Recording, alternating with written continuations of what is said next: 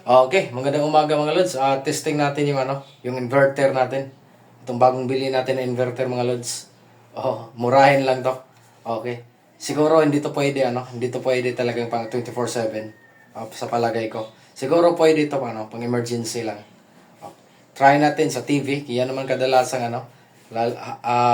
ginagamit lalo na pag burnout. Kasi nakakabagot pag burnout. TV. Try natin rin dito sa TV. 32 inches na TV. Tsaka, electric fan. Kasi, pag burnout, mainit, electric fan, try natin. And then, charge din sa mga cellphone. Try natin. Tingnan natin kung ilang wattage at saka ilang temperature, yung degree. Kung iinit ba to mga lods. At saka try natin pasabugin to. Saksak natin sa 900 watts na or 1000 watts na cheese freezer mga lods. Try natin kung masisira ba to, uusok ba to, or may feature ba na kusa siyang mag-off kung mataas yung wattage. Okay mga lods, samahan nyo ako. Kasi bihira yung ganun, kung ano yung Okay mga lods, nandito ako sa labas. Nilabas ko na yung inverter natin. Try natin dito sa natin, TV box mga lods. Yung battery ko pala DIY na 100 AH 12 volts mga lods, 4 string, using ECBMS mga lods. Maganda yung ECBMS. And then try natin. Tingnan natin kung ilang wattage ba. 30.1 yung reading ng wattage natin mga lods. Okay, sa puntong ito mga lods, medyo uminit ng konti yung natin, yung inverter natin. Hinipo ko, tas medyo tumaas yung temperatura, kaya subukan nating gamitan ng digital temperature meter. Yan mga lods, nasa 36.2.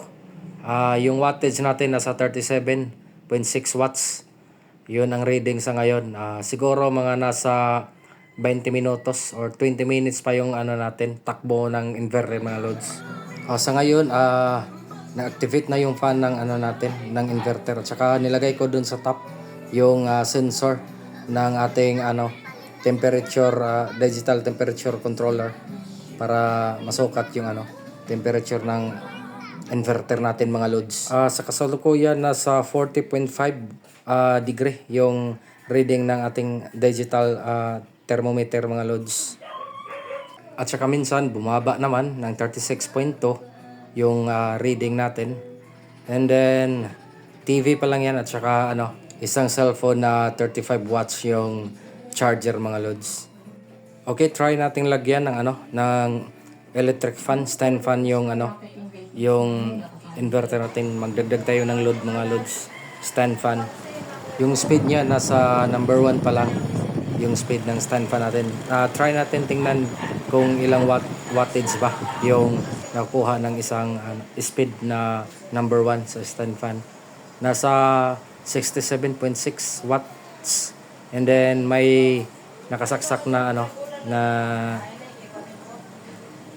cellphone. Then try natin number 2 kung tataas ba yung wattage. Kanina 67, ngayon nasa 70.1. 70.1. And then 40.7 degree yung temperature ng natin, yung outer ng inverter natin. Try kaya natin subukan palakasin yung speed ng stand fan natin. Try natin sa number 3 mga loads. Okay, yung sagad, yun, sagad na volume ng fan natin or speed ng fan natin. Nadagdagan lang ng 2 watts, nasa 72.5 yung natin, yung pinakasagad ng stand fan mga loads. So yan, yun ang wattage natin na nakukuha, stand fan at saka cellphone mga loads. At saka pwede siguro yan aabot ng ilang oras. Basta lang wag lang i-overload or isagarin yung inverter. Kahit 70 to 100 pwede pa siguro yan, o kaya 150. Okay, at saka ito na mga loads, subukan natin sagarin yung natin, yung inverter natin. Iwan ko lang kung uusok ba o kaya ay mamamatay or masisira. Kung saksakan natin ng ano. Yan o. Yan. Saksakan natin ito. Okay. Kanina, nag-read yun kanina ng ano. 900, 1,000 watts. 900, 1,000 watts. Iwan ko lang kung uusok or mamamatay yung ano natin. Yung inverter natin. Yan mga lods. Okay, subukan natin mga lods ha. Ito yung saksakan natin. Kunin natin. Okay. Lipat natin dito. Diyan. Ayun. Ayan. Okay. Gumawa lang muna ako ng pansamantalang box sa ating 100 AH kasi bala kong magdagdag mga loads, dagdagan ko ng ano, another 12 volts na 100 AH. Saka ko pa ano, ilagay sa ano, box. Yung permanent na lalagyan niya. Okay, on natin yung ano, yung inverter. Hindi pa yan mag-ilaw kasi naka-off pa yung ano, breaker natin. Tsaka dito wala pa yan, off pa yan mga loads. Okay, subukan natin on yung breaker. Yun. Okay, nag-on na yung ano natin, inverter natin mga loads. Kung napansin nyo mga loads, isang ilaw lang yung ano gumagana. Hindi nag-ilaw yung fault, hindi naman uminit. Tsaka walang ilaw yung ano natin, freezer natin. Hindi nag-ilaw. Dapat umilaw yan kung pag ano gumana yung inverter natin mga loads. Okay, try natin ulit. Yun, gumana na. Dalawang ilaw na yung ano umilaw sa inverter natin mga loads. Tingnan natin yung freezer natin kung gumagana ba siya. Tingnan nyo, dalawang green yung nakailaw dyan. Okay, buksan natin yung ano freezer. Yun, umilaw yung takip. It means may kuryente na pumasok dyan sa ano natin, sa freezer natin. Iwan ko lang kung tatagal to o kaya ay mag-shutdown yung ano natin, yung inverter natin. Hindi natin alam. Tingnan natin mamaya. Iwan ko muna. Yun mga lods. Nangyari sa inverter natin as expected. Namatay yung ano, yung isang ilaw na green, yung sa fault. Hindi naman nag-red. Kaya subukan natin kung may lumabas ba na ano, na voltahe sa inverter natin o kaya ay kusa siyang namamatay, may feature siyang ano. Okay, tingnan natin sa multimeter. Zero mga lods. Walang lumabas na voltahe sa ating inverter. Kusa siyang namamatay mga lods. Di kaya. Okay mga lods. Tapos na nating i-test tong ganitong klaseng inverter mga lods. Hindi to pwedeng ano talaga. Hindi to pwedeng pang matagalan. Pero pang emergency, isang TV o kaya ay mag-charge ka ng mga ano, mga phone, pwedeng pwede ito. Sinabay ko nga kanina charging sa phone saka yung TV na 32 inches na TV, and then nagre-read siya ng ano 50 watts, and then tinesting ko naman yung ano electric fan, nagre-read ng ano 70 watts. Pero nung umabot ng 50 watts sa mga loads, yung fan niya nag-activate na.